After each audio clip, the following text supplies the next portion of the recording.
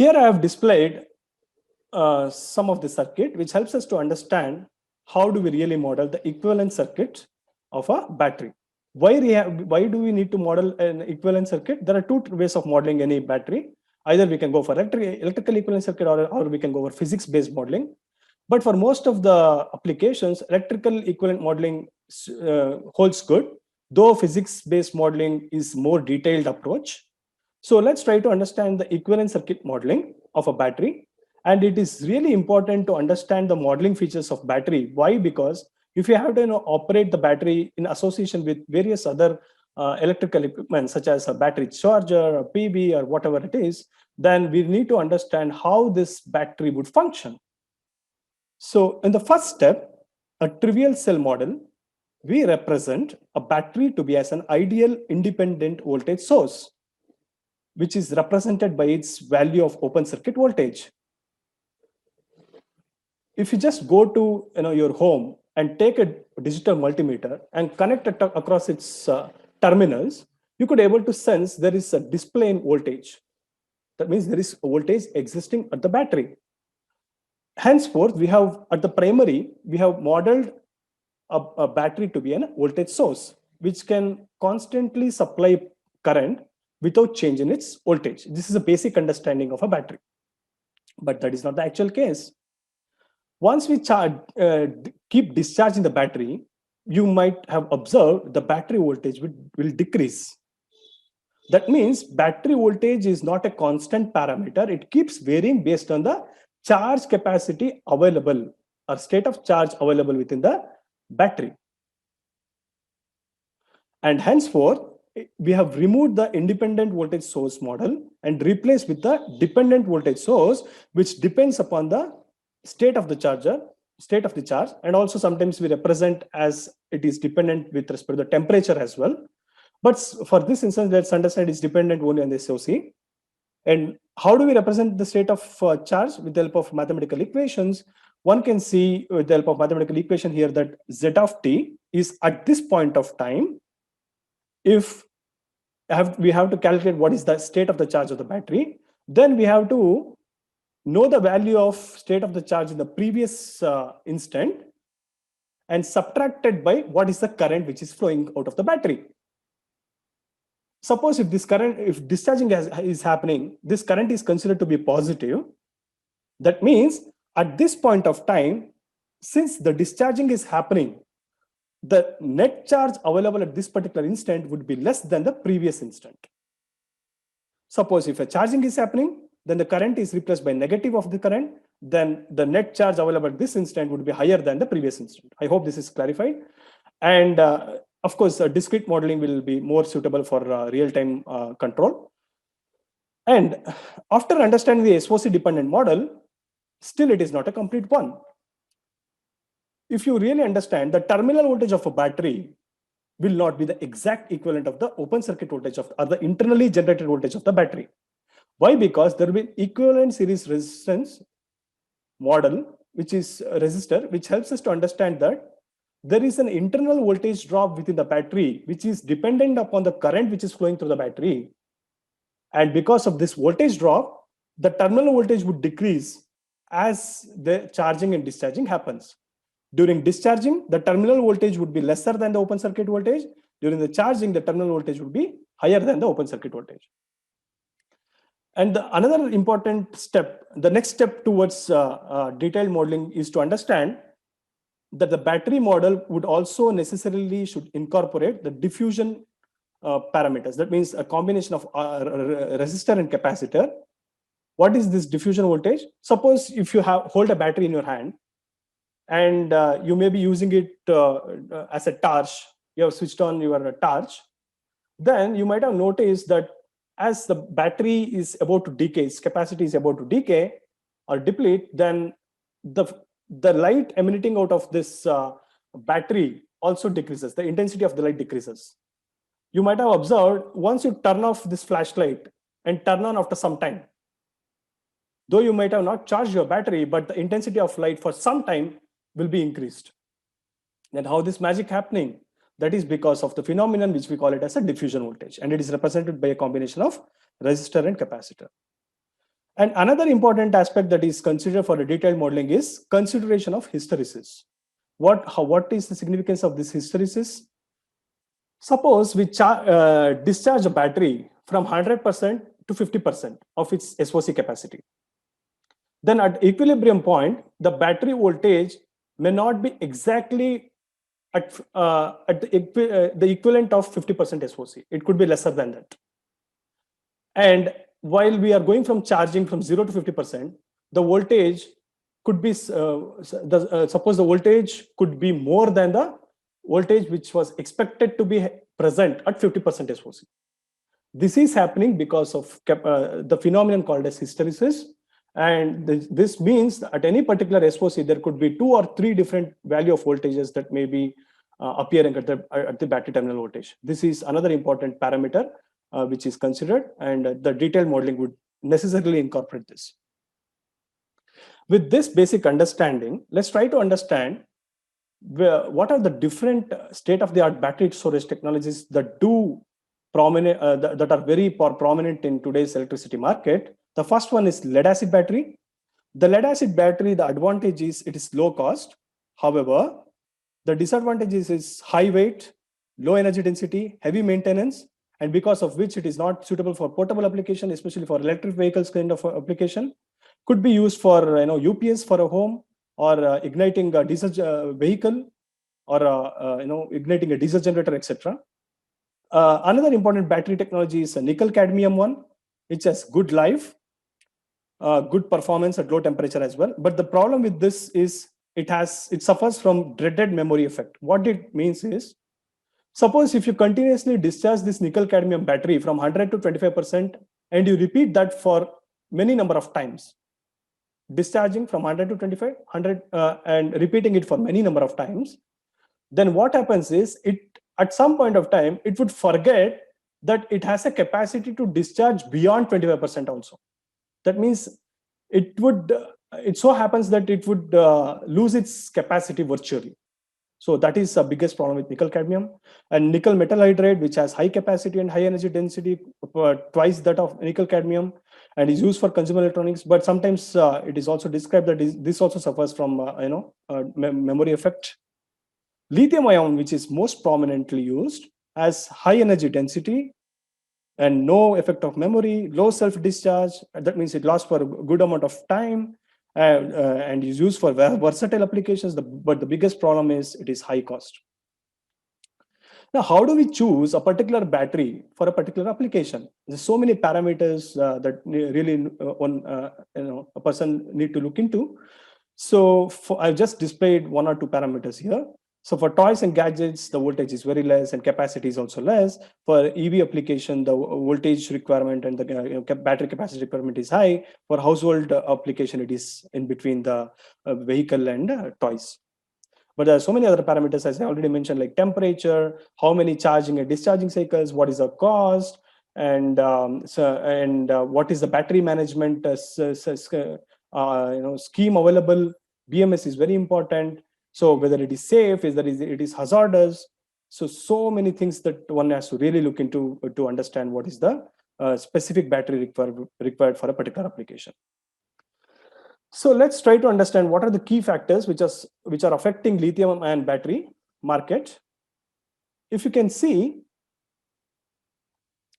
here I have displayed a table, which is a figure represented in terms of gigawatt hour, which indicates the goal of Indian government to install battery of this capacity. And the first phase, it is 120 gigawatt hour, second phase 970, third phase 2410 gigawatt hour of battery requirement. It's a huge market that is coming up in the Indian scenario, and a lot of investment will be happening. And let us try to understand, if you have to cater to the requirement of the battery, if you depend upon the lithium ion, what is the expectation out of this mineral? So for 1 watt hour generation, it is estimated that 2 gram of cathode of lithium ion is required. But to meet out to this expectation, it is estimated that the lithium ion resources requirement is 5 into 10 to the power of 9 kilograms, constituting to 150,000 million USD. That's a very, very, very big number. Let's try to understand where do we stand in terms of lithium-ion resources. If you see the table here, which displays the lithium resources across the world, there are so many countries except India.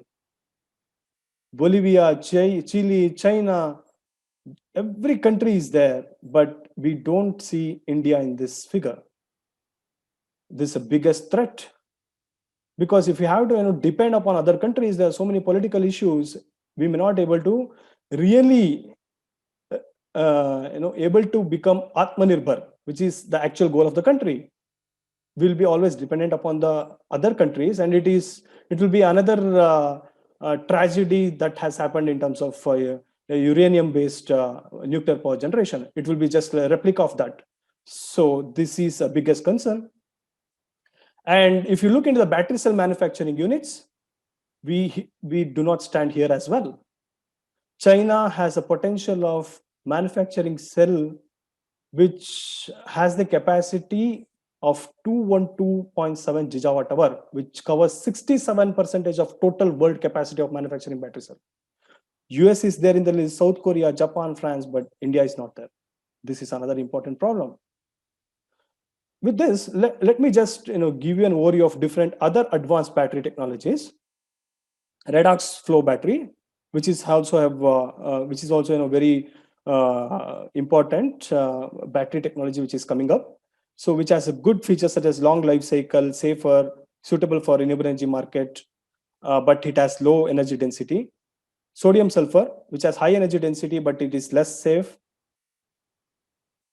Lithium sulfur, which has good features compared to the lithium ion battery. It is less cost also, but not much commercial market, and it is yet to evolve.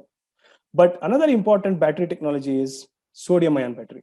It has high energy density compared to the lead acid, low cost, energy efficiency is good, which is up to 92%.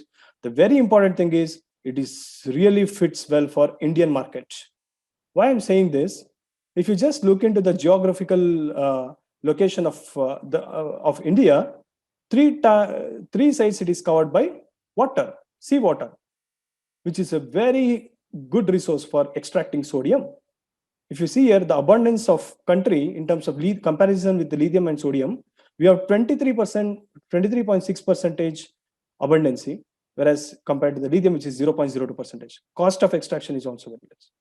So with the help of sodium ion, if we can look into sodium ion battery, or even we can look into the sodium sulfur, that can really make a big difference in terms of reducing the overall battery cost, for making sure that we can penetrate maximum amount of battery into the system, and the overall cost of electric vehicles would come down, because 40% of electric vehicle cost would be because of the battery itself. Nowadays, you can see the electric vehicle cost is so high because the battery cost is high. Now, if we can manufacture sodium ion in a very cheaper manner, then we can reduce the overall cost of the battery also. Let's try to understand the specific case study of battery storage system. Here I have displayed a DC microgrid. What is DC microgrid? The source, load, and storage unit, everything is operating in a DC fashion. Hence, it is called as DC microgrid. And also, it is connected to it is capable of operating independently on its own, meeting out to the load requirement, and also it is capable of operating in connection with the utility grid. You can see it comes in this figure I've shown. It consists of hybrid storage system, which is made up of high energy density device, which is a battery, and a low energy density but high power density device, which is ultra capacitor. This hybrid storage system is connected to the DC bus with the help of a DC-DC bidirectional converters, which helps to charge and discharge a battery based on the particular application. And this DC microgrid is certainly more advantageous compared to the AC system because of its absence of harmonics, low losses, and high efficiency. And I have carried out a real-time simulation with this DC microgrid, having in place the battery and ultracapacitor combination. You can see here, the PV power, when it is excess compared to the load demand, the battery would charge to ensure that the DC bus voltage will be maintained constant. As I already mentioned, Suppose this battery does not exist. Then what will happen if there is only PV and DC load? The PV power is excess than the load demand.